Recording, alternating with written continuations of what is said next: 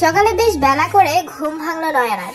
ঘুম থেকে উঠে দেখে জাহানারা বেগম নয়নার পাশে বসে আছেন। নয়না, বলল জাহানারা বেগম। তিনি নয়নাকে জড়িয়ে ধরে কেঁদে ফেললেন। কপালে গালে চুমু দিয়ে বললেন, কোথায় হারিয়ে গিয়েছিলে মা? আমার কথা না ভেবে কেন হারিয়ে গেলি? নয়না জাহানারা বেগমের দিকে তাকিয়ে আছে। চোখের নিচে কালো হয়ে গেছে। এই কয়েক মাসে শুকিয়ে গেছে মানুষটা।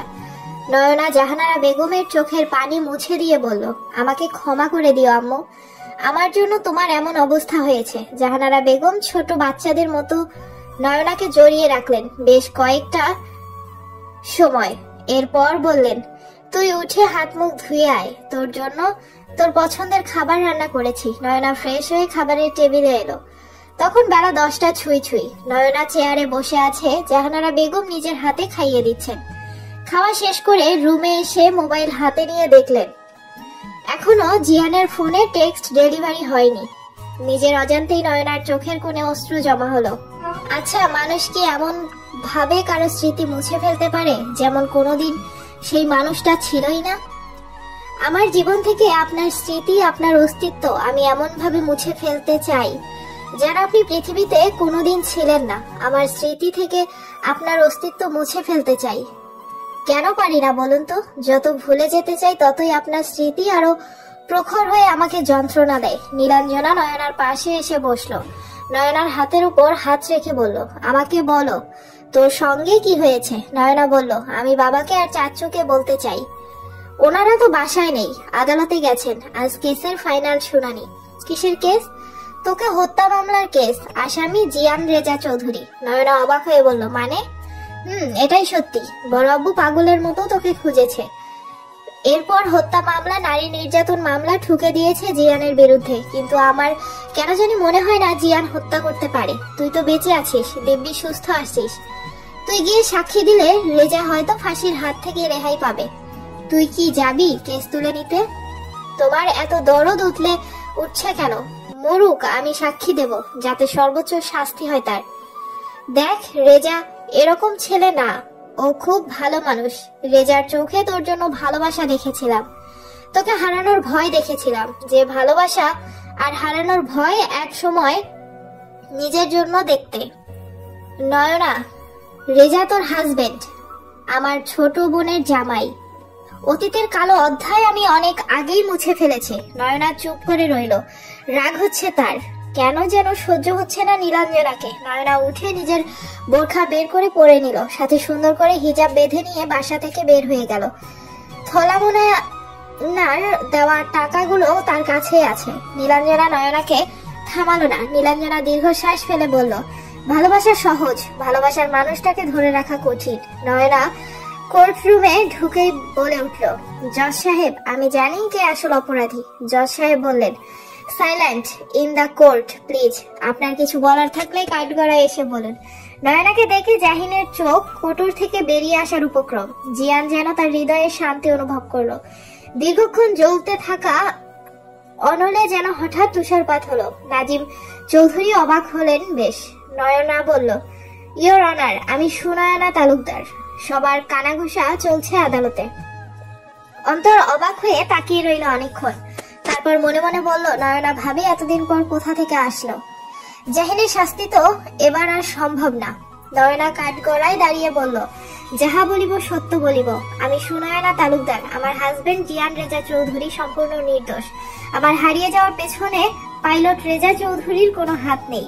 জিয়ান মনে মনে এসব পরিকল্পনা করছে। নিশ্চিত নয়না কাঠগড়ায় দাঁড়িয়ে এমনটা বলবে। জিয়ানকে অবাক করে দিয়ে নয়না বলল, ইয়োর অনার, আমার হাজবেন্ড জিয়ান রেজা চৌধুরী নিজের হাতে আমাকে হত্যা করেছে। আল্লাহ তাআলার রহমতে আমি হয়তো এ যাত্রায় বেঁচে ফিরেছি, কিন্তু আমাকে হত্যা চেষ্টা করা হয়েছিল।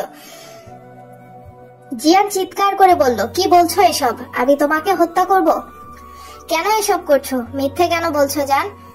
অন্তর দ্রুত এসে বলল, প্লিজ চুপ করুন, এখন এসব আবেগ নিয়ন্ত্রণ করুন। কোনোভাবেই যেন কেউ না বোঝে এখানে কে আসল জিয়ান, প্লিজ। জিয়ান এবার হেসে বলল, আপনার হাজবেন্ড আপনাকে হত্যা করে আমাকে ফাঁসিয়েছে। নয়না সংক্ষিপ্তভাবে তার সঙ্গে ঘটে যাওয়া ঘটনা প্রকাশ করলো। সাক্ষী হিসাবে আদালতে উপস্থিত ছিল ঈশান। সমস্ত সাক্ষ্য প্রমাণের ভিত্তিতে আসামি জিয়ান রেজা চৌধুরীকে 12 বছরের সশ্রম কারাদণ্ড দেয়া হলো। জিয়ান বলল, স্যার, দোষ জাহিন করেছে, তাহলে আমি কেন শাস্তি পাবো? জাহিন বলল, জজ সাহেব, আমার তো কোনো দোষ নেই, আমি কেন শাস্তি পাবো? নয়না একবার জাহিনের দিকে একবার জিয়ানের দিকে তাকাচ্ছে, খালি চোখে। এদের আলাদা করার কোনো উপায় নেই। দুজনেই বলে উঠল, ভাবি, আমি জাহিন, আমি নির্দোষ, আমার কোনো দোষ নেই। নয়না বলল, আপনাদের মধ্যে জিয়ানকে? দুজনেই চুপ। নয়নার সামনের দিকে তাকিয়ে বলল, আপনাদের মধ্যে জিয়ানকে? দুজনে একসাথে বলে উঠল, আমি জিয়ান। নয়না দাঁতে দাঁত চেপে বলল, যে কোনো একজন বলুন জিয়ানকে। আবারও দুজনে একসাথে বলল, আমি জিয়ান। নয়না রেগে বলল, জজ সাহেব, দুজনকেই ফাঁসির দড়িতে ঝুলিয়ে দিন। এবার দুজনেই চিৎকার করে বলল, না, আমি জাহিন।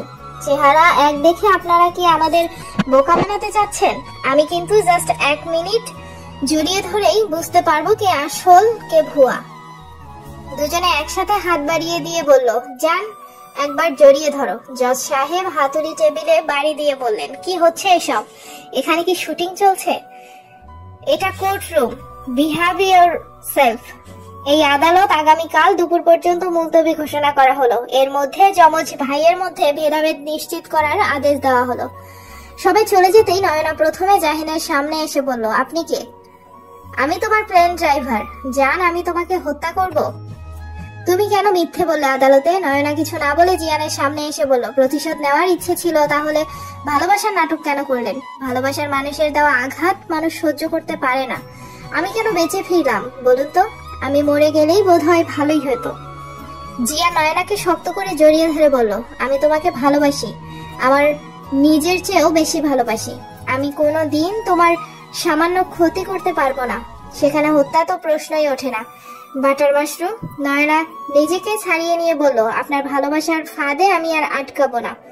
ওপাশ থেকে জাহিন গর্জে বলল, ছেড়ে দে আমার নয়নাকে। কোন সাহসে জাহিন আমার নয়নাকে জড়িয়ে ধরার? জিয়ান হেসে বলল, তুই ভালো করেই জানিস আমার অধিকার আছে, তুই মাঝখানে আসিস না। নয়নার এই প্রথমবারের মতো খটকা লাগলো। নয়না দুজনের দিকে তাকালো, কিন্তু সেদিন তো জিয়ানই ছিল। সেই শার্ট, সেই পারফিউম, সেই প্যান্ট, সেই জুতো, সব কি কাকতালীয়, নাকি আমাকে বিভ্রান্ত করা হচ্ছে? নয়না জাহিনের সামনে গেল, একদম কাছে। নয়না বলল, আপনি তো জাহিন। জাহিন বলল, না, আমি জিয়ান। নয়না দূরে সরে এলো। পুলিশ দুজনকে নিয়ে যাচ্ছে। জিয়ান নয়নার দিকে তাকিয়ে মুচকি হাসলো, যেন শত জন্ম পর প্রিয়তমাকে দেখতে পাওয়ার তৃপ্তির হাসি। জিয়ানের ইচ্ছে করছে ছুটে গিয়ে নয়নার ঠোঁট দুটো নিজের ঠোঁট দিয়ে আঁকড়ে ধরতে। নয়না সেভাবেই দাঁড়িয়ে রইল। মাহবুব তালুকদার এসে বললেন, তুই কেন এসেছিস আদালতে? তোকে এসব কে বলেছে? আজ চৌধুরীদের একটা উচিত শিক্ষা হতো। তোর জন্য সব ভেস্তে গেল। বাবা, আমি কেস তুলে নেব। মানে? আমি বেঁচে থাকতে তো কোনোভাবেই সম্ভব না। আমার মেয়েকে হত্যা চেষ্টার শাস্তি তো চৌধুরীদের পেতেই হবে। নাজিব চৌধুরী নয়নার সামনে এসে বললেন, ভালো আছো আম্মু? কোথায় ছিলে এতদিন?